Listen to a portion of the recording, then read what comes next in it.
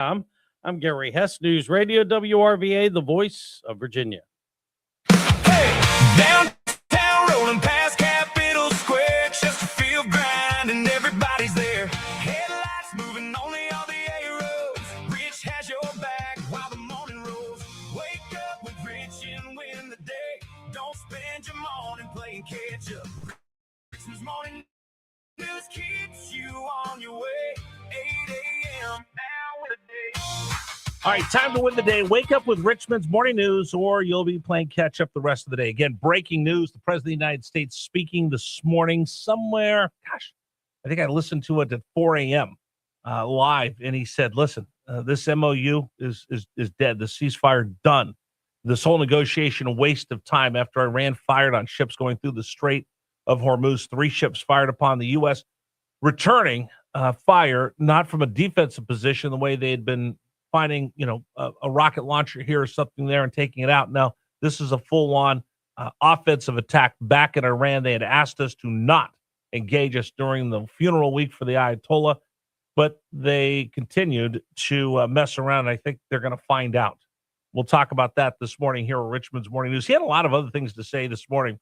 One of those is he talked about China and the threat from China. He talked about TikTok. He says a lot of people disagree. He said, I'm the number one guy on TikTok right now. More people are seeing my stuff on TikTok than anywhere else.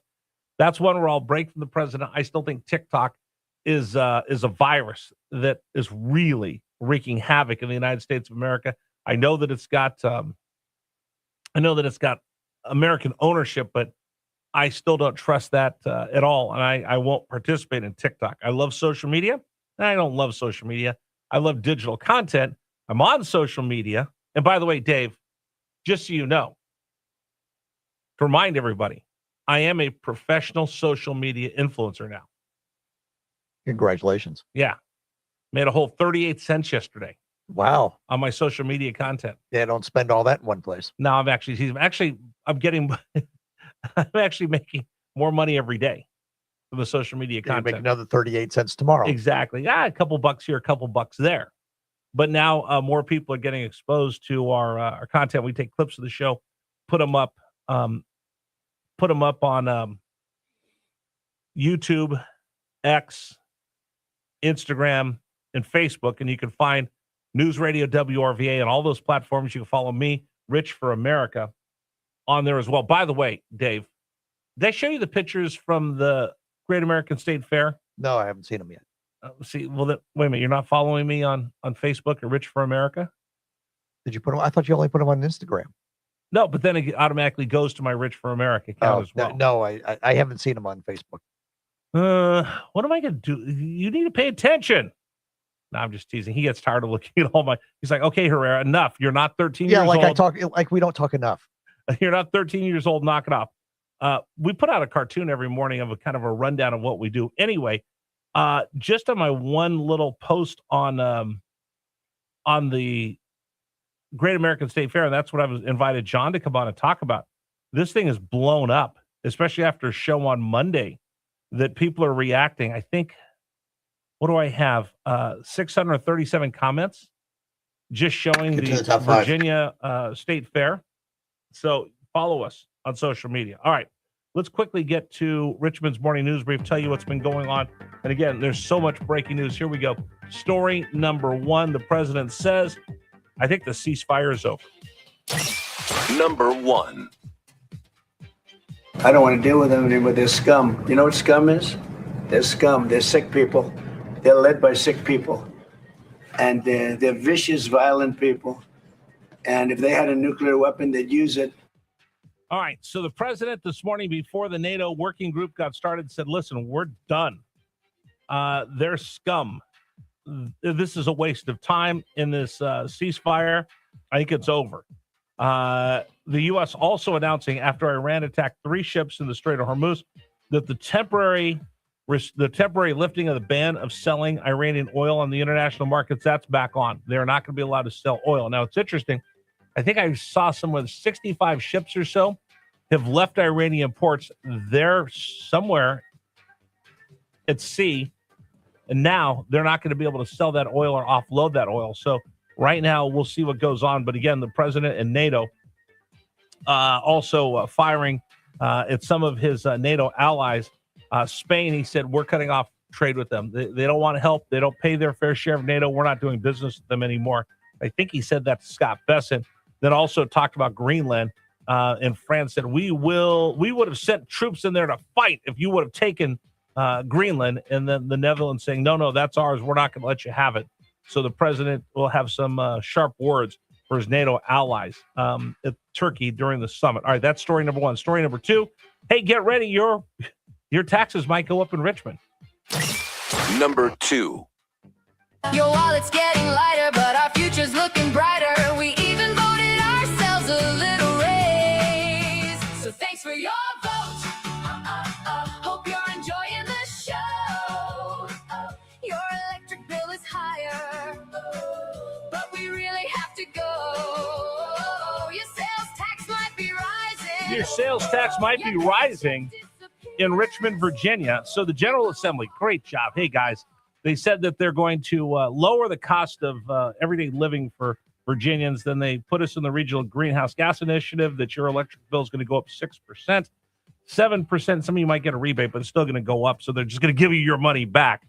They also put pretty big raise for themselves, and they gave money to temporary Obamacare subsidies, and they just kind of said, we'll pay for that. And then, well, they took all that money that they could have used for schools or something else. Oh, they also put money in there for slush funds. This is the General Assembly. They put a caveat in there that school districts and cities could ask for a 1% sales tax raise without going before the General Assembly. And lo and behold, Richmond decided to put that out there yesterday. So we now will debate whether Richmond city sales tax will go up to 7%. Yeah, that whole thing of, hey, vote for the Democrats. We're going to lower your cost of living while we raise your taxes. Good job, everybody. Story number 3, Graham Plattner continues to see everybody who's ever been his best friend run away and ghost him. Number 3. One of the women quoted in last month's New York Times piece about Plattner's unsettling behavior has since come forward to say he had raped her. While Plattner called the allegations false, the support he'd maintained from party allies evaporated, including from some of his biggest supporters like California Congressman Ro Khanna and independent Vermont Senator Bernie Sanders. A number of people are potential contenders for the Senate seat. Those who confirm they're considering it include former candidate for governor in Maine, Nirav Shah, former Senate candidate David Costello, and a Senate exploratory committee filed a statement with the FEC in the name of former state Senate president and candidate for governor Troy Jackson.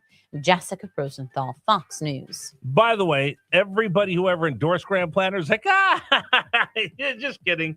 Except for Bernie goes, I think he should drop out of the race. Bernie, are you still going to endorse him? I think he should drop out of the race. By the way, he has a couple days to drop out of the race so they could put someone else on the ballot on the Democratic side. He's trying to put his thumb on the scale.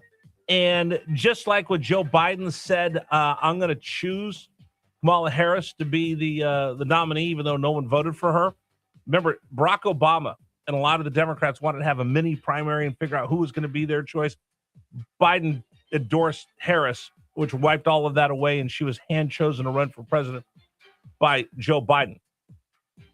Graham Plattner's trying to pull that same playbook right now, and he wants to help decide who's going to replace him on the ballot in Maine. We'll keep an eye on that. All right, story number 4. Chuck said no to Tay-Tay's wedding. What's that all about? Number 4. Cause the players gonna play, and the haters gonna hate. All right, the haters coming out over the nuptials of Travis Kelce and Taylor Swift over the weekend. Who was on the list? Who was not on the list? Chuck was invited to go to the wedding. Dave, again, went to a wedding, but he won't tell me what wedding he went to in New York over the weekend. Charles Barkley was invited to the wedding. He goes, I know the Kelce's. I don't really know her, so I didn't feel comfortable going. So he just stayed home and played golf. But some of Kelce's teammates, not happy they weren't invited to the wedding, especially when they found out Blandino, the guy who's on TV, the former referee that works for one of the networks, is their referee analysis guy, was invited to the wedding. So the haters are starting to come out now that we're finding out more about the wedding of the century, which will come probably to Disney Plus or some other streaming service, because they did have full film crews there, so they'll make some money off of that. All right, finally, Hey, do you want to help donate to a Little League? I always do. I always support Little League. I thought about coaching this year. I might do it next year. But if you're a Little League parent in Las Vegas, I'm not sure you really like what they did with their money. That's our fifth story of the morning. Number 5. Devastated by the news. It's a shame that the penalty can't be like when they used to stone criminals with rocks, and they can't just have the kids line up and throw baseballs at them. What they've lost, they're not going to be able to recoup. It feels like a slap in the face. The entire community. This is not the richest community. Wow. So what are they talking about? Super Dave, you ready for this? Yeah. East Las Vegas, Nevada had a president named Steve Rodriguez Prado. He absconded with $65,000 worth of money that was raised for the Little League. He was arrested July 2nd, posted bond, charged with 1 count of theft ranging from $25,000 to $100,000, 2 counts of forgery, 1 count of convicted person failing to register with law enforcement within 48 hours. According to a news report, he spent $65,000 on Las Vegas strip clubs, air travel, strip clubs, rideshare, video games, ED medicine, and car insurance. Las Vegas Metro Police said that he used Zelle to send money to a business his wife owned, and there were total of, you ready for this? A+ roofing. You ready for this? 79 Zelle transfers totaling $63,972. Police obtained a receipt for one of the charges. 1,351 made at a strip club in Las Vegas. One receipt showed $800 for a bottle of Don Julio 1942, $50 for a bucket of Modelo's on top of the tax and privacy fee. He also, well, you know what, though, Dave? He's not such a bad guy because he left a tip for $433 on a $1,300 tab. That sounds like you. Yeah, that's pretty good. That's pretty good, right? Yeah. He had other expenses, including $294 for a Blue Chew and trips to casinos on the Vegas Strip for $1,900. So they're going to have a couple car washes to make that money back. Ouch. Anyway, I was the board of director for my Little League. We were not corrupt like that. One-time deal. A+ roofing. Wow. That's something right there. All right. That's a look at Richmond's morning news brief from this morning. All right. Let's see. What am I going to tell you about? I want to tell you about A+ Roofing real quick. A+ Roofing. My friend Billy Kane, he's a man of principle. He's a good guy. In fact, first time we met, we didn't even really talk about anything other than our families, faith, and what makes us get up every morning. And for him, it's taking care of people. The people over there are generational of roofers. They're not coming in for a day. And tomorrow they're going to hang drywall. The next week they're going to do pools. Now, this is what they do for a living. Roof.